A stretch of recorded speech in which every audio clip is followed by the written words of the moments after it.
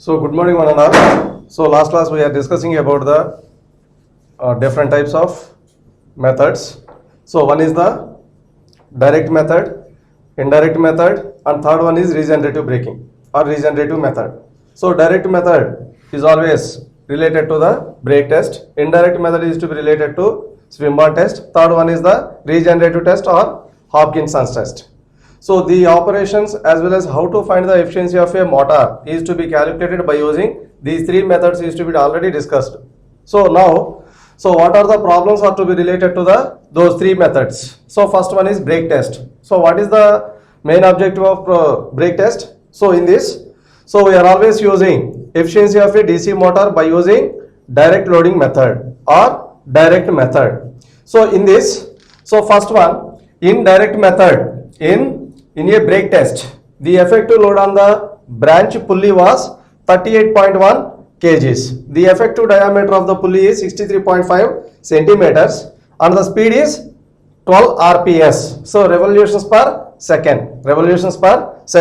So the motor took 49 amperes at 220 volts. Calculate the output power as well as efficiency of these loads. So in this, first of all, we are considered as a effective branch load. Effective branch load.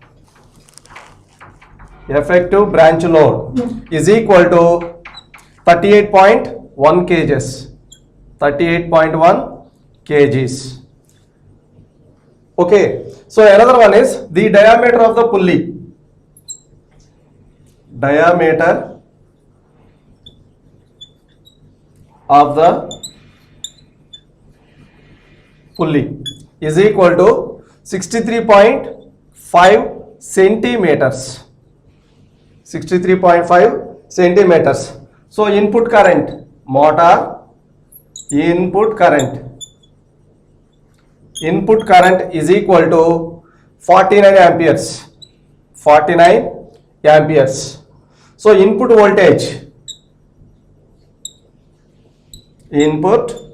voltage is equal to 220 volts. 220 volts. So based on these four parameters, we can find out the torque. Second one is output power.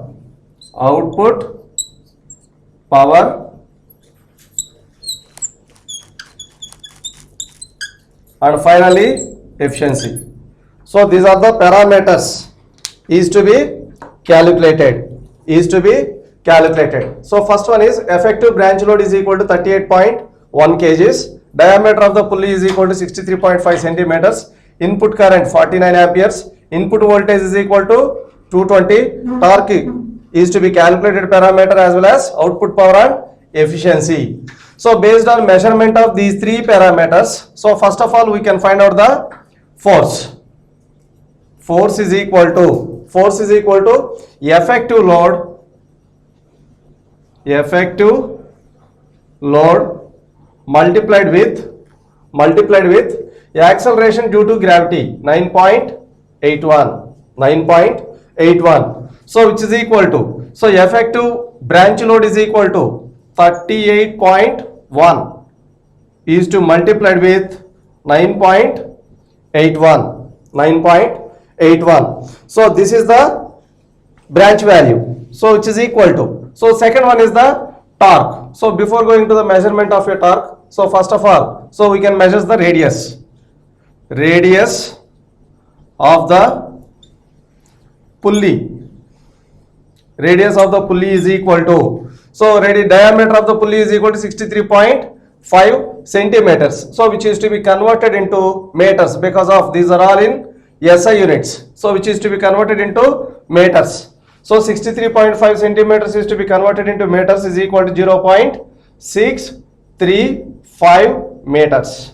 So radius is equal to diameter divided by 2. Diameter. So which is equal to 0.635 meters. That is the diameter of the pulley. So we can find out the radius of the pulley is equal to diameter divided by 2 is equal to 0.635 divided by 2. So is equal to 0.3 0.3175 meters. 0.3175 meters. Now torque is equal to, torque tau is equal to force into radius. So F is equal to 38.1 multiplied with 9.81 multiplied with radius of the pulley is equal to 0.3175 is equal to 118.6 Newton meters. 118.6 Newton meters. So this is the torque produced in a DC motor. Corresponding effective load on the motor is equal to 38.1 kgs. So now we can find out the output power. So which is to be denoted by capital P. Output power is equal to torque into, torque is to be multiplied with, so omega. So omega is equal to angular speed or angular velocity. Angular speed or angular velocity is equal to 118.6 multiplied with omega is equal to 2 pi n by 60. 2 pi n by 60. So but in this, the speed is equal to, speed of the motor is equal to 12 RPS. So RPS means revolutions per second. Revolutions per second. So that means, so 118.6 multiplied with 2 pi n or 2 pi into ns. So ns is equal to n capital N divided by 60 is equal to per seconds. So that's which is to multiplied with 12. Which is to multiplied with 12. So is equal to, output power is equal to 8,945. 8,945 watts. 8,945 watts. So this is the power output. Power output. Power output. So next, so finally we can find out the efficiency. So efficiency means power input is equal to, power input is equal to, power input is equal to voltage into current. Input voltage is to multiplied with input currents. So 220 multiplied with 49 amperes. 49 amperes. So then, so we can find out the efficiency of a machine or efficiency of a shunt motor is equal to output, power output divided by power input. Power output divided by power input is equal to, output is equal to 8945 divided by power input is equal to 220 multiplied with 49 into 100. So because of which is to be represented in percentages. So efficiency of a motor is equal to, by simplifying this equation, so when we are getting 83%. 83%. So in this, so first of all, effective branch on load. So that means, so whenever the DC shunt motor is to be directly connected to the pulley, so these two are the S1 as well as S2. So these two are the two suspended weights on the motor. Suspended weights on the motor. So in this, the effective load on the motor means S1 difference S2 is always is equal to 38.1 kgs. So in this we are considered as a difference. So based on our convenience, we have to choose the either S1 value or S2. Okay. So that's why S1 difference S2 is always is equal to effective load. Otherwise, S2 difference S1 is also considered. There is no change, or so there is no difference in between these two. So 38.1. So whatever the given data is to be presented on the given problem, so which is always is equal to torque value, output power, efficiency, and finally, so torque is always is equal to F into R. So force is equal to difference between the weights is to multiplied with acceleration due to gravity. Acceleration due to gravity, then only which will be presented by the 9.81. 9.81. So power output is equal to torque into angular speed or angular velocity. So which is equal to radians per second. Radians per second. The units of angular speed is radians per second. Power input is equal to 220 into 49. So finally efficiency is equal to 83%. So the motor parameters only presented by the, so which is always varies in between 70 to 80% only. So remaining percentage is to be existing in losses of a motor. Losses of a motor.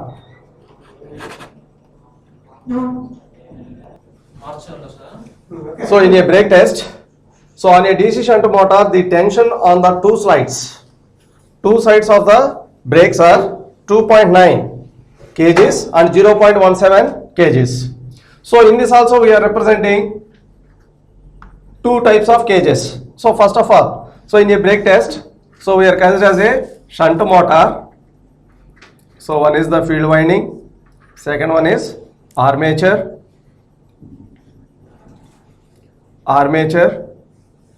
So which is equal to input voltage. So which is to be directly coupled to the pulley or drum. So which is to be connected to two suspended weights S1 and S2 with the hinged supports. So in this classification, so first of all, net weight or suspended weight S1 is equal to 2.9 kgs. S1 is equal to 2.9 kgs. So S2 is equal to 0.17 kgs. 0.17 kgs. So radius of the pulley.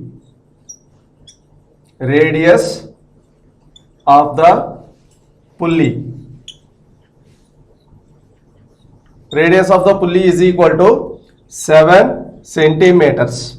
7 centimeters, which is to be converted into meters. So it is equal to 0.07 meters. So that is the radius of the pulley. So now input current is equal to input current is equal to 2 amperes. Input voltage is equal to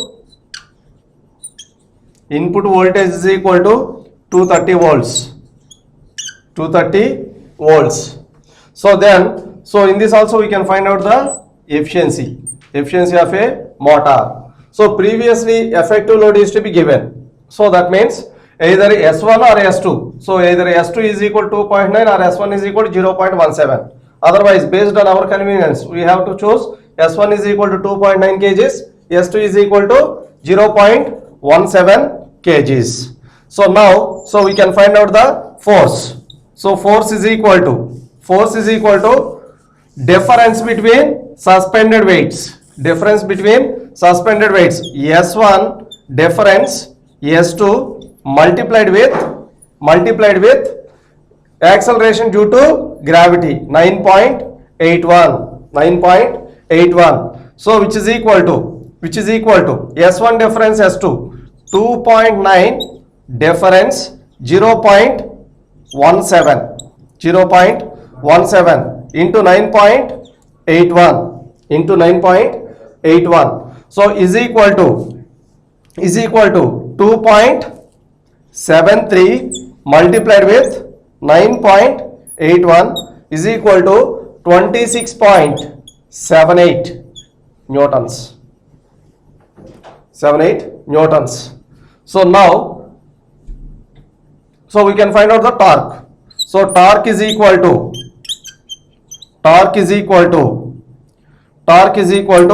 force into radius of the pulley is equal to 26.78 multiplied with radius of the pulley is equal to 0.07 is equal to 1.8746 Newton meters. So which is equal to torque is equal to 1.8746 Newton meters. So now we can find out the power output is equal to torque into angular speed or angular velocity. So in this, motor speed is equal to 1500 RPM. 1500 RPM, which is equal to revolutions per minute. Revolutions per minute. So which is equal to, so previously RPS value is to be given. So that's why 2 pi into directly that value is to be substituting in the given equation finally when we are getting the power output. But in this, capital N value is to be given. RPS N is equal to 1500 divided by 60 is equal to RPS. So this value is to be already given in the previous problem. So but in this, directly our revolutions per minute value, so that is equal to 1500 value is to be given. So which is torque is to multiplied with the angular speed is equal to 1.8746 multiplied with 2 pi into N by 60. N is equal to 1500. So 1500 divided by 60. So power output is equal to 294 watts. 294 watts. Power output is equal to 294 watts. So then power input is equal to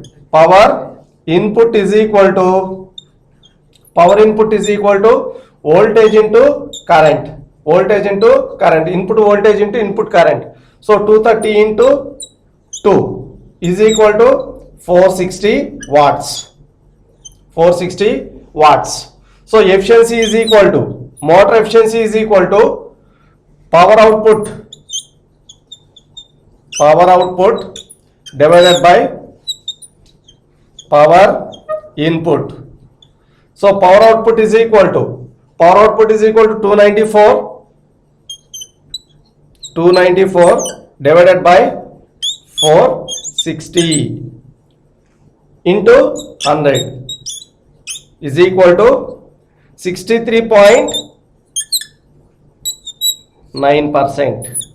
63.9%. So in this, so the effective load is to be calculated by using difference between these two. So that means either S2, for example, when we are considering as S2 is equal to 2.9, S1 is equal to 0.17. Effective load is equal to 2.9 minus 0.17 only we are considered. So that means difference between the two suspended weights is to be considered as a effective load on the pulleys or motor is to be considered for the effective load. 2.73 is to multiplied with 9.81 when we are getting the force. So force is to multiplied with radius of the pulley, so which is equal to torque value. So torque is to multiplied with the angular speed when we are getting power output. Power output divided by power input is equal to efficiency. Okay, so the efficiency parameter is to be calculated by using force. So first of all, difference or effective load on the motor, second one is force, third one is torque, fifth one is power output, finally efficiency. So these two models are very, very important related to the brake test or direct loading method. So next one is swim-on test. A 220 volts DC shunt motor at no load takes a current of 2.5 amperes. The resistance of the armature and shunt fields are 0.8 and 200 ohms respectively. So estimate the efficiency of a DC motor when input current is equal to 20 amperes. So before going to the solving of given problem, first of all we draw the circuit diagram of a DC shunt motor. So which is equal to, so field winding, so which is to be connected in parallel with the armature across the supply voltage. So input voltage is equal to 220 volts. So corresponding current is to be drawn from the supply at no load condition is equal to 2.5 amperes. So then, so armature resistance is equal to 0.8 ohms. Shunt field winding is equal to 200 ohms. So when input current is equal to 20 amperes, we can find out the efficiency of a motor. So in this, so first of all, the potential difference between these 2 points must be is equal to 220, which is also is equal to 220, and then voltage across the field winding is also is equal to 220 volts. So then we can find out the shunt field current. Shunt field current, ISH. ISH is equal to voltage divided by RSH. So which is equal to 220 divided by 200 is equal to 1.1 amperes. 1.1 amperes. 1.1 amperes. So then armature current IA naught, no load armature current, IA naught is equal to 2.5 minus 1.1. 1.1 is equal to 1.4 amperes. 1.4 amperes. So then input power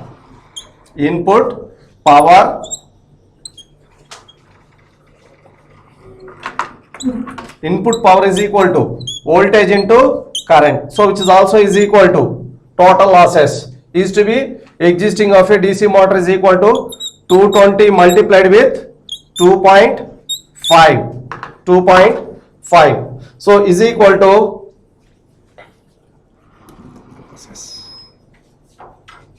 which is equal to input power or total losses. So then we can find out the constant losses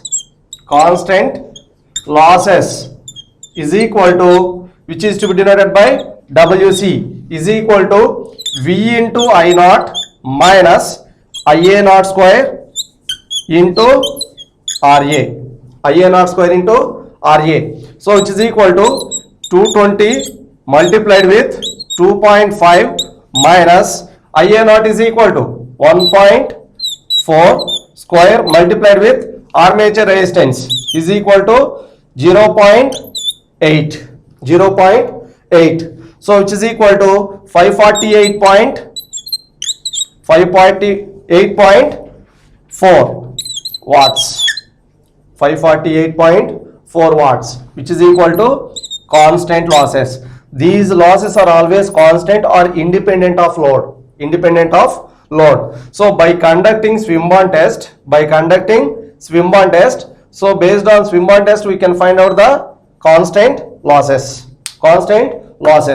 Second one is, so then motor input current is to be changed to 20 amperes. At that instant we can find out the efficiency of a motor. So that means motor input current, so our load current is equal to 20 amperes.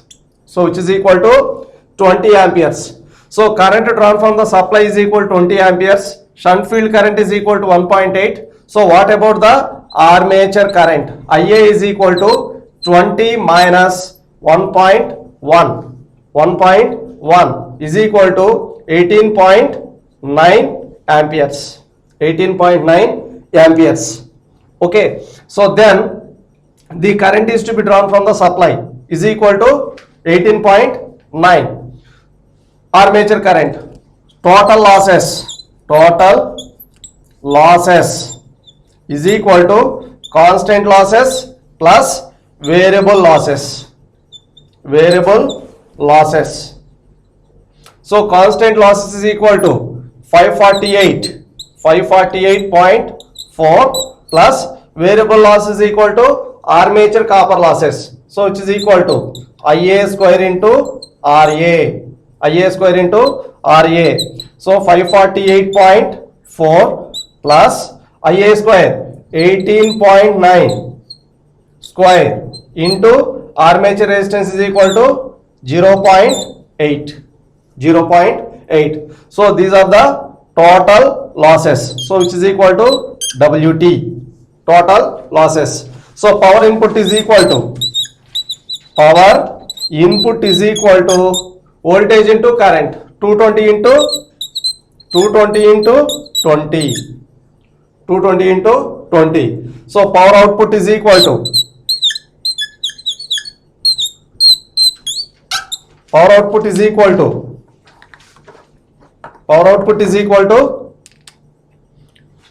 input minus losses. So which is equal to power input minus losses divided by losses is equal to 220 into 20 minus losses is equal to double T value. So efficiency of a motor at 20 amperes is to be drawn from the supply is equal to power output divided by power input into 100 is equal to power output is equal to 220 into 20 minus double T divided by power input. 220 into 20 is equal to 70.2%. 70.2%. So first of all, Swinburne test is always calculated for the measurement of constant losses. Those constant losses are always independent of load. So then we are applying the load on the motor. So corresponding current is to be drawn from the supply is equal to 20 amperes. So in that instant, shunt field current is always constant. So 20 amperes minus 1.1 is equal to armature current. Current flowing through the armature is equal to 18.9 amperes. So total loss is equal to constant losses plus variable losses. Summation of these two, or efficiency of your motor is equal to 70.2 amperes. 70.2%.